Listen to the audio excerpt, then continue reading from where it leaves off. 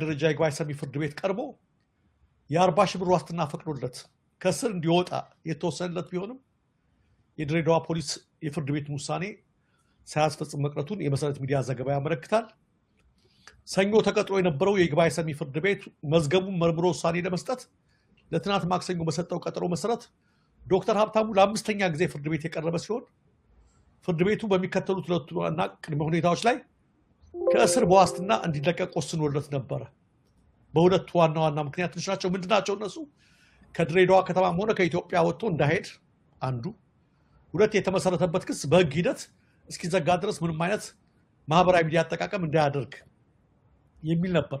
ኢቭን ውሳኔ እንኳን ጨካኝ ነው፣ አፋኝ ውሳኔ ነው ፍርድ ቤቱ ያወሰነው እና እንደዚህ ሆኖ እንኳን በዋስ ይፈታ ከድሬዳዋ እንዳይወጣ ታግዶ በገደብ ማለት ነው እንዲፈታ የተባለው በዋስትና በዛ ላይ ሶሻል ሚዲያ እንዳይጠቀም በዛ ላይ 40 ሺህ ብር ዋስትና እንዲያስይዝ ተደርጎ ተፈረደለት።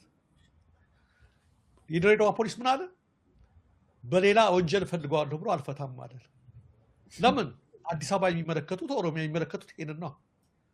ህግ ከላይ የተበላሸ ነገር የአሳ ግማቱ ካናቱ ነው ይባላልና በየትም ቦታ ትምህርት እየሆናቸው ነው ሄደው ፖሊሶች። የድሬዳዋ ፖሊስ ምን አደረገ? በሌላ ወንጀል ስለምፈልገው አልፈታውም። ቢፈልገው እንኳን ምንድነው ማድረግ ያለበት? ፈቶ ነው ከድሬዳዋ እንዳይወጣ ተብሏል። ፈቶ ነው ሌላ ወንጀል መክሰስ ያለበት። ኢቭን ከድሬዳዋ እንኳን ይውጣ ብሎ ይፈቀድለት ፍርድ ቤት ከወሰነ ያን ውሳኔ አስተግብሮ ያን ነገር ነው ማድረግ ያለበት። ይግባኝ ማለት መብት አለው ፖሊስ። ይግባኝ እንኳን ቢል ከፈታ በኋላ ነበር።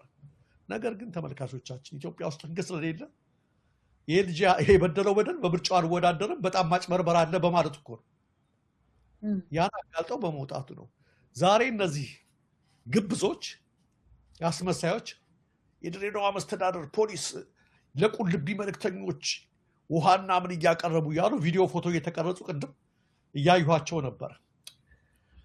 እግዚአብሔር አይዘበትበትም። ማምለክ ማለት በክርስትና በእስልምና በረከት የሚገኘው በትክክለኛው መስመር ስንሄድ ህግ ኃላፊነት ሰጥቶ እንድትሰራ ቃለ መሃላ የፈጸምክበትን ስራ አቢውዝ አድርገህ ሰውን እያሰቃየህ የፍርድ ቤት ህግጋትን አላከብረ ብለህ እዛ ጋር ፎቶ የተነሳ ለጥፋታል የድሬዳዋ መስተዳድር ለና ቡድናዊ ነው ግብ እያቀረበ ምናምን እያደረገ ሻቻው እያደረገ ይሄ የግብዝነት አብይ አህመድ ያስለመደው ስርዓት። አብይ ስታይል እኮ ነው። አብይ ስታይል እኮ ነው ያደረገ። አብይ ስታይል ከመጀመሪያ ጀምሮ ከዚህ በቃ ያመጣው ስርዓት ይሄ ጃኖ መልበስ፣ ይሄ እንደዚህ ማድረግ፣ በተለያየ ይሄዱ እንደዛ ማድረግ በቃ ድሬዳዋም እንደዛ ሆነ። በቃ ከዛም ይበልጠው ለእግዚአብሔርም ለአላህም ለፈጣሪም በሚያምኑበት ይሄንን የተመደቡበትን ስራ ህግ የሚለውን ስራ በአግባብ ሲያከብሩ ነው። እዚህ ጋር ሸፍጠው እያሰቃዩ ህግን አቢውዝ አድርገው አየሽ። ሜንታሊቲያችን ባለፈው እንደነገርኩሽ እኮ ነው የኛ ሰው ይሄ ዶግማውን መደረግ ያለበትን ነገር ትቶ በታይታና በላይኛው ላይ ሊጸድቅ ይፈልጋል። ብዙ የኛው ሰው ማለት ነው እየሰረቀ እያጭበረበረ ሲሾም ያልበላት ይቻል ይቆጨዋል ምናምን እያለ እዚህ ጋር ሰደቃ ዘክር በማውጣት ሊጸድቅ ይፈልጋል የኛ ሰው። በኮራፕሽን በምናምን ስንቱ መሬት እየነጠቀ ስንቱ እንዳ እያስለቀሰ የፍርድ ቤት ህግጋት ጥሶ እያስለቀሰ እግዚአብሔርን ሊያታልል የመንገደኞች ተቀበለ። አቤት ጨዋ፣ አቤት ጭብጨባ። አብይ አህመድ ያመጣው ነገር አበላሽቷል። የፍርድ ቤት ትእዛዝ ሳይከበር አሁንም እየተሰቃየ ይገኛል የሚለውን ድምፅ ለማሰማት ነው። መልካም። ያው የእነሱን ሌብነት ታሪክ ነው የምንዘግበው። ሌላው እንግዲህ መቲ ትናንትና አንድ ዜና አቅርበን ነበረ ሁላችንም። ወይዘሮ አዳነች አቤቤ ለመስተዳድሩ ባለስልጣናትና ከተሞች መኪና ሸለሙ ብለን ነበር ያቀረብነው እና በእውነት ነው የምልሽ መቲ፣ እኔ የሸለሙት መኪና 10-15 መስሎኝ ነበር። ትናንትናው ዜና ላይ ጠዋት ስናቀርበው ማለት ነው። ስንት መኪና እንደሸለሙ ታውቂያለሽ? 114 መኪና ለ33 ክፍለ ከተሞች ላይ ያሉ ኃላፊዎች 3 ለእያንዳንዳቸው 99 መኪና። አዲስ አበባ ዋናው መስተዳድር ላይ ያሉት 15 መኪና ለጓደኞቻቸው እዛው ያሉት አጠቃላይ 99 እና 15 114 መኪና የአንዱ መኪና ዋጋ ስንት ነው ታውቂያለሽ? 20 ሚሊዮን ምናምን ብር ከ20 ሚሊዮን ብር በላይ ስትመቹ በ114 መኪና ከቢሊዮን ብር በላይ ነው የወጣው። ሚሊዮን አይደል ከቢሊዮን ብር በላይ ለ114 መኪና የወጣው ገንዘብ ማለት ነው። በመዋጮው ቅድም አንድ ግጥም እያየሁ ነበረ እዚህ ማህበራዊ ትስስሩ ላይና ዘነጡ ዘነጡ የሚል አይተሻል? ጎጃሞች ዘነጡ የሚል ዘፈን ሰሞኑ አይቻል። ዘነጡ ዘነጡ ካድሬዎች ዘነጡ በሚያጨልል ግብር ህዝቤን እየቀጡ ጨለጡ ጨለጡ የህዝቤን ወዝ ጠጡ ጩኸት ቢበረታ ተሻሽለው መጡ የሚል አድርገው ቀይረውት ዘነጡ ዘነጡ ካድሬዎች ዘነጡ ነው በቃ። ከ20 ሚሊዮን በላይ እያንዳንዳቸው የሚገርምሽ ትናንት እንደተናገር ነው ሌላ መንግስት የመደበላቸው መኪና አለ፣ የግልም መኪና አላቸው። ከዚህ ውስጥ በአመት ትናንት እንደነገርኩሽ 3 የተሸለሙ አሉ። እድሜ ለንግስት አዳነች አቤቤ፣ ለኩዊን አዳነች አቤቤ እንደምንም ተጫውተውበታል። የሀገሩን በጀት ማለት ነው። በጣም በሚገርም ነው። ምን ብላ ጻፈች ገጿ ላይ?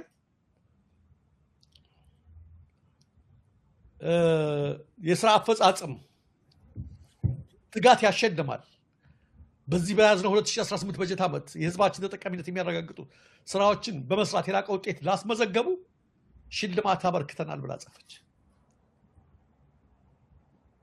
በ2018 የላቀ ውጤት ላመጡ ትናንት ነግሬሻለሁ።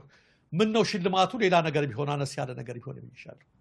ህዝቡን በግብር እያማረሩ ምናምን አሁን ማንም ሰው ምን መሆን ትፈልጋለህ ብትይው ህፃን ልጅ የሚመለከት ካድሬ መሆን እፈልጋለሁ፣ ካድሬ በተለይ መስተዳድሩ ጋር ካድሬ መሆን እፈልጋለሁ ነው የሚለውና 114 መኪና ምን ለማለት ፈልገው እንደሆነ ድህነት የማቀቀ ስንዴ የገዝተን ስንዴ በእርዳታ እያስገባን ባለንበት ሰዓት ላይ መርከብ ላይ ብዙ ስንዴ በተቀመጠበት ሰዓት ላይ ተፈናቃዮች ተርበው የሚበላቸው ባጡበት ላይ የተለያየ 114 መኪና እንደው ትናንት አቅርበነዋል። የመኪናውን ብዛት እንዲያውቁት ነው አድማጮቻችን።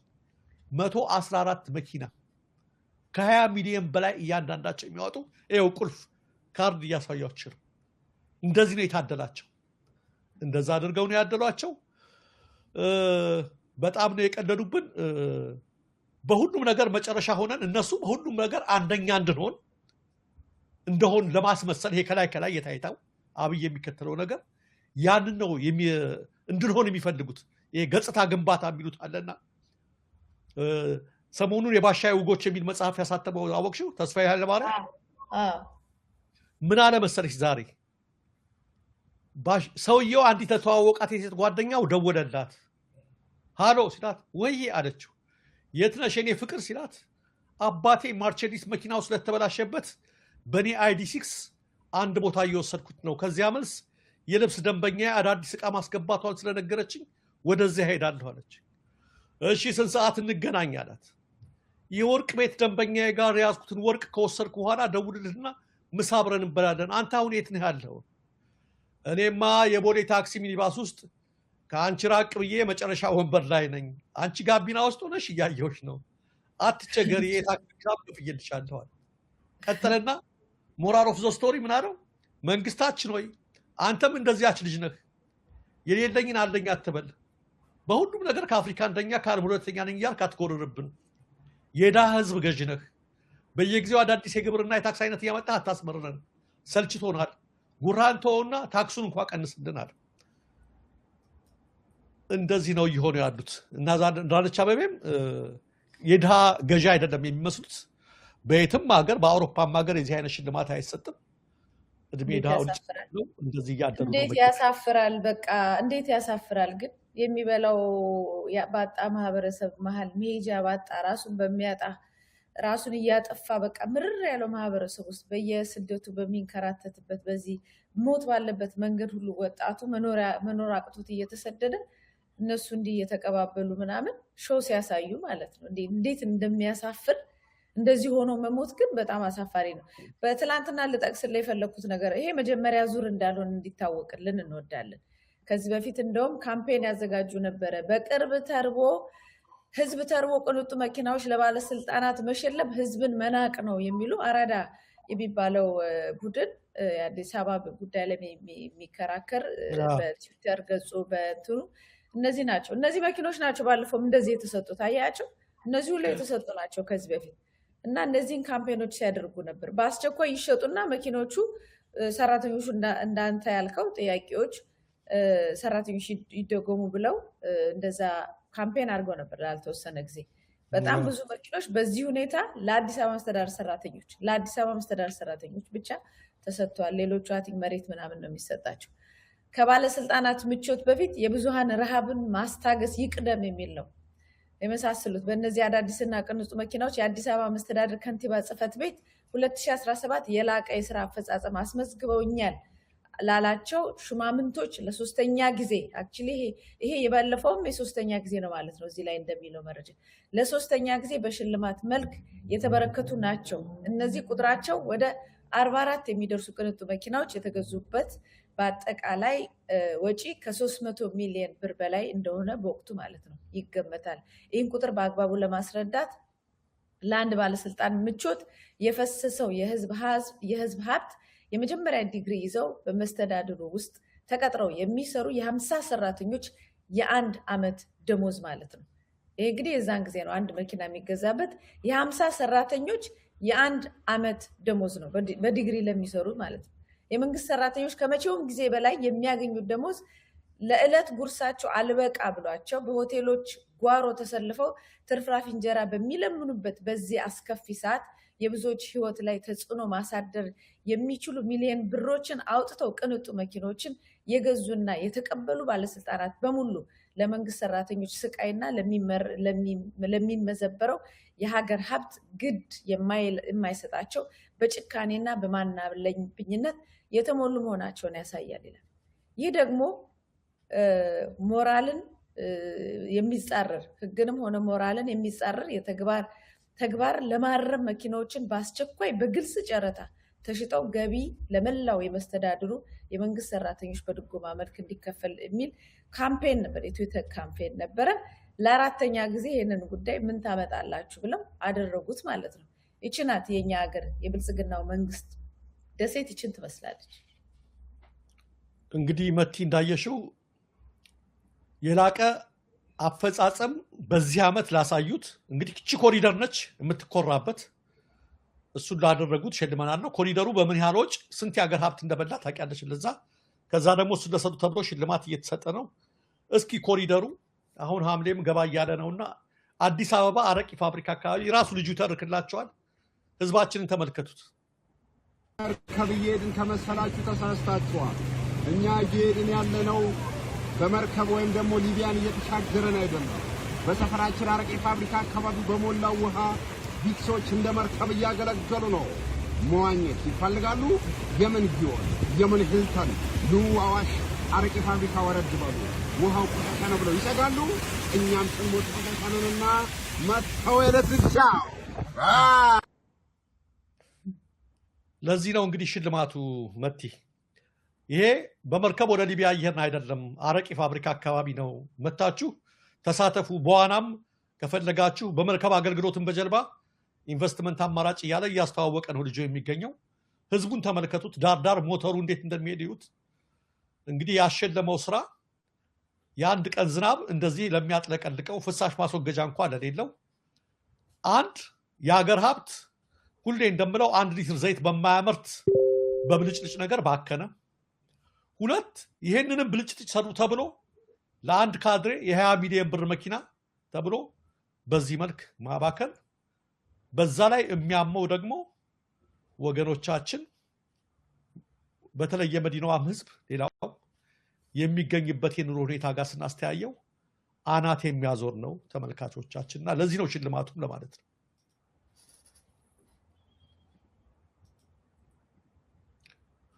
ወደ ኮሚሽን እንግባ እስኪ መቲ። መልካም ይሰማል። እየተወያዩ ነው። የምክክር ኮሚሽኑ ጉድ አምጥቷል። መቼም የዚህ ሀገር እንደነገርኳችሁ የብልጽግና ከመጣ ጀምሮ በጣም በቃ የሚቀፍ የሚተናነቅ የሚያቅለሸልሽ አንድ ነገር አለ። ቅድም እንዳልኩሽ አንዱ ከተጀመረ ሁሉም ነገር ይቀጥላል። አንዱ ምናምን ጃኖ ማልበስ ከጀመረ ምናምን ያደርጋል። የዛሬ ሳምንት ምክክር ኮሚሽኑ ጋር ተወለደና ምክክር አልነው አሉ። እንደው ከመሳቅን ጀምር ብለን ነው። ህፃን ልጅ ተወልዶ ታውቃላችሁ አይደለ? ምክክር እንደተባለ አሁን ደግሞ ሁለተኛዋ ሴት ወለደች። እዛ ማን ቢሏት ጥሩ ነው? ኮሚሽን ይኸው ተመልከቱት። ፋናም ኢቲቪም ሚዲያዎቹ ያስታውቋቸዋል። በጣም አስቀያሚ ድግግሞሽ እጅ የሚል ለምክክር ጉባኤ መታ ወንድ ልጅ የተገላገለችው እናት የልጇን ስም ኮሚሽን ብላ ሰየመችው ይላል። ይቺ እናት የኮሚሽንን ትርጉም ላታውቀው ትችላለች። ያው ምክክር ኮሚሽን ስለተባለ ይሆናል። ምክክር ኮሚሽን የሚለውን ቃል ግን ለልጇ ስም ማውጣቷ በጣም ነው። ምክንያቱም ኮሚሽን የሚለው ቃል አንዱ እንደዚህ አይነት ነገር ግብረ ኃይል ሊሆን ይችላል። ይሄ ነገሮችን አጣርቶ ምናምን የሚያደርግ ግን ዋነኛው የኮሚሽን ትርጉም በድለላ የሚከፈል ክፍያ ማለት ነው። የመጀመሪያው ትርጉም ዲክሽነሪው የምትመለከቱት a payment given to an agent or employee for service rendered usually as a percentage of the total transaction value። ይሄ ነው የመጀመሪያው ትርጉም፣ ለድለላ የሚከፈል ገንዘብ ማለት ነው። ሁለተኛው ትርጉም ደግሞ አሁን እንደተባለው የሆነ ታስክ ፎርስ ምናምን ይቋቋምና የሆነ ችግር ሲፈጠር የሚያጣራ ግብረ ኃይል ምናምን እሱ ይባላል። አሁን እቺ ሴትዮ ይሄን አታውቀውም። ምክክር ኮሚሽን ስለተባለ ብቻ ቃሉም እንግሊዝኛ ነው። በቃ ባለፈው እንደ ፋሽን ስለሆነ እርግጠኛ ነኝ እሱ አይደለችም። ያቺ ምክክር ይዛብሻለች አንቺ ኮሚሽን በዩ ብለዋት ነው። እና እንዴት እጅ እንደሚል ማለት ነው። እና በልጁም ህይወት ላይ ነው የወሰነችው። በልጇ ህይወት በወደፊት ህይወት ላይ ምናልባት ሲያድግ ሊጠይቃት ይችላል። ምን አይነት ስም ነው ያወጣልሽ ብሎ እና ይኸውና እንትን ብሎታልና ይኸውልሽ ኢቲቪም አንድ አይነት የሀገራዊ ምክክር ጉባኤ ተሳታፊ አዲስ የተወለደው ልጇን ኮሚሽን ብላ ሰየመች። እንግዲህ ያኔ አዳነች ነበረች አራስ ጥሪ የሄደችው የተለያየ ነገር ይዛ። ይችኛዋን ግን እስካሁን አዳነች አልጠየቀቻትም። ኮሚሽን ያለችው እኮ እንድትጠየቅ ነው። አታውቅም? ያው ኮሚሽን ያለችው ወደ አይደለም እንዳልከው የሆነ ኮሚሽን የሆነ ፐርሰንት ኮሚሽን ያስፈልጋታል ይህ ስም ለጠራችበት። እንደው የሚገርመው ነገር እኮ እንደው ምን ብዬ ልናገር ብቻ እንደው ሊወልዱ የደረሱት ነው እንዲያመጧቸው ሆነ ብለው ለዚሁ ዜና እኮ ነው ያልኩት። ለምርጫውም እንደዛ አልነበር ሊወልዱ አንድ አይነት በቃ ሁልኮስ ነቅለው አቤት ሚዲያው መሞቱ አይደለም እኔ የሚያሳስበኝ። አየህ ብዙ ጊዜ የሚባለው ነገር እውቀት ያላቸው ሀገር ሊሰሩ ሀገር ሊያስተዳድሩ የሚችሉ ሰዎች ዝም በማለታቸው እና ባሪያ በመሆናቸው አብዛኞቹ ዝም ብለዋል። ጥቂቶቹ ባሪያ በመሆናቸው በእንደዚህ አይነት ምናምንቴ መሀይማን ሀገር ማስተዳደር ማለት አይደለም ሰው ማለት ምን ማለት እንደሆነ በጣም ምንም ነገር የማያውቁ የደናቁርት አገር መጫወቻ ስትሆን እንደዚህ ነው። ተላልፈ ስትሰጥ ማለት ነው። ለደናቁርትና ለመሀይም ተላልፈ ስትሰጥ ሀገርን እንዲህ ነው የሚያጨማልቁት። በጣም ኢትዮጵያ እኮ አሳፋሪ ሀገር ሆናለች እኮ አሳፋሪ። ደግሞ እነዚህ የመንግስት ሚዲያዎች አይተሻል። አዳዲስ ጋዜጠኞች ከቲክቶክ መንደር ነው መሰል የወሰዷቸው። ልክ ይመጡና ይገርምሻል ምንም ነውሃው የላቸው። ሲዘግቡት ስለሚናገሩት ነገር አያውቁ። ብቻ ብቅ ይሉና እኔ ወይ በእንትን የሆነ ሴቶች ምናምን ይመጡና ሀገራችን እየመከረች እንዲህ ብሎ ይሄኛው እንደዚህ ወጣ ምናምን የሆነ ስለሚናገሩት ዜና ራሱ እንትኑን አያውቁትም። ካነበባቸው ስትመለከቱ ከተሆናቸው ስለምን እነሱ ቃላቱን ማንበባቸውን ብቻ ነው ራሱና ትንፋሽ የሚያዝበት ምናምን እንኳን ቦታ አይለዩትምና ያመጧቸውም ጋዜጠኞች ከሆነ ከሰፈር ነው መሰል ዝም ብሎ በቃ እንጭጭ ሆኗል። እንደምታየው የሀገር ሚዲያ በግብር የሚከፋፈል ትልቅ ሚዲያ የተባለ መቀለጃ፣ አስቀያሚ ፕሮፓጋንዳ እጅጃለ ሊያስታውክ የደረሰ ፕሮፓጋንዳ ነው እየተሰራበት ያለው። በጣም ያሳዝናል ነው። ይህን ከሚያሰሩ ትናንት ስለሞቱት መነኮሳት አንዲት አረፍተ ነገር ቢናገሩ ሚዲያ ይመስሉ ነበር። ብቻ በጣም ያሳዝናል ለማለት ነው። መቲ ይሄ ሆኗል። በዚሁ እንግዲህ በኮሚሽኑ ከገባን ዋዜማ አንድ ነገር ዘግባለች እና ቀንጭቤ ነው የማወጣት። ስለ አበል ብቻ ረዥም ነው የሰሩት። በምክክሩ ላይ የተሳተፉ የሚገኙ ተመካካሪዎች የተለያዩ የማህበረሰብ ክፍሎችን የሚወክሉ ሲሆን አንዳንድ ክልሎች ለተመካካሪዎች ከፍተኛ አበል መክፈላቸውን ካሰባሰብነው መረጃ ተረድተናል። ለተመካካሪዎች አበል ከከፈሉ ክልሎች መካከል ኦሮሚያ፣ ሶማሌ፣ ሲዳማና አፋር የሚጠቀሱ ሲሆን ለትራንስፖርት በሚል የተከፈለው አበል ከ5,000 እስከ 80,000 ብር የሚደርስ ነው። በተለይ የሶማሌ ክልል ተሳታፊዎች የ80 ሺህ ብር አበል ክፍያ ተፈጽሞላቸዋል እና ለሁሉም ሌሎችም 10 ሺህ 20 ሺህ ምናምን አግኝተዋል ይላልና በዚህም ቅሬታ ተነስተዋል። ሁሉም እኩል የሰጧሉ ያልሰጧሉ ምናምን የሚባል ነው ያው የሚበሉት ነውና ሰሞኑን ያለው ነገር ነው እያጣላቸው ያለው ነገር ይሄ ነው። አየሽ እዛ የመጡበት ምክንያት ስራ ነው።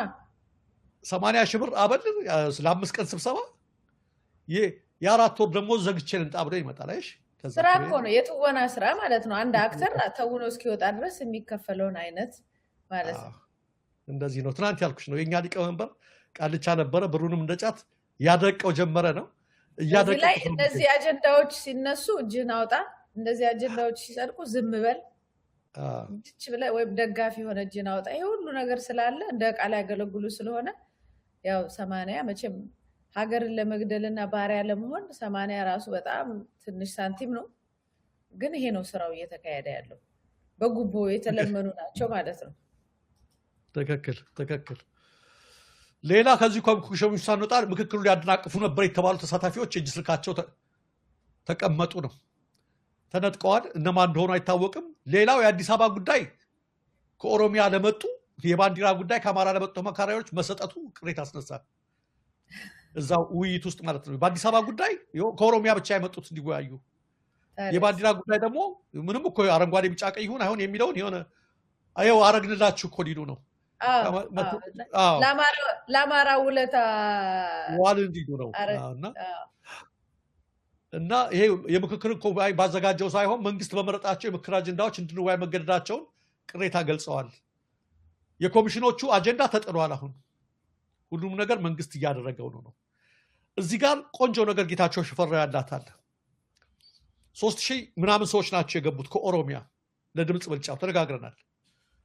በአንድ ወቅት ከአዲስ አበባ ውጭ ያሉ አካባቢዎች የሚኖረው ህዝብ ከቡራዮ ከምንድን ነው ያለው አብይ ታስታውሻለሽ? መንግስት የተነካ ብሎ ይመጣል ብሎ ተናግሮ ነበር አብይ። ለካ ልክ ነው አብይ ያን ያለው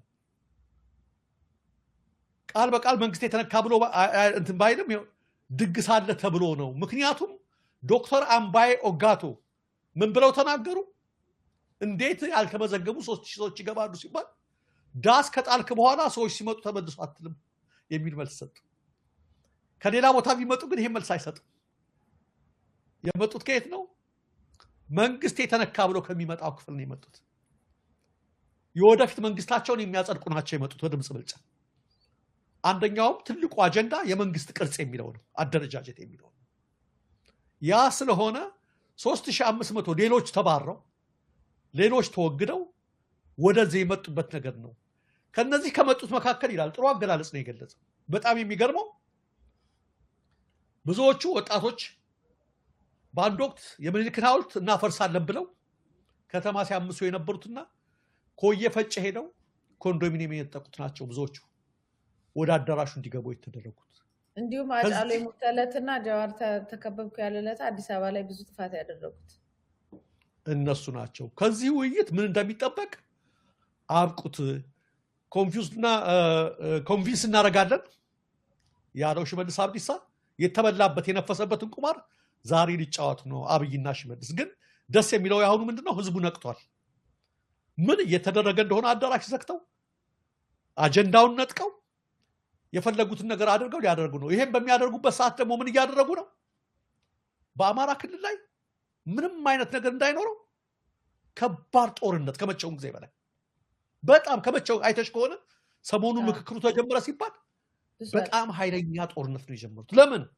በእነ ማስረሻ ሰጤ እንዲያልቅ ይሄ ነገር እና አብይ ኮሚሽኑ ሰጠኝ የሚል ፓወር ሊዝ ነው አሁን ቶሎ ብሎ ምንም ነገር ድምፅ ሳይሰማ ለስልጣን የሚከራከረኝ የሚያሰጋኝ ተብሎ በዋነኝነት የተፈረጀው የአማራው ማህበረሰብ ነው።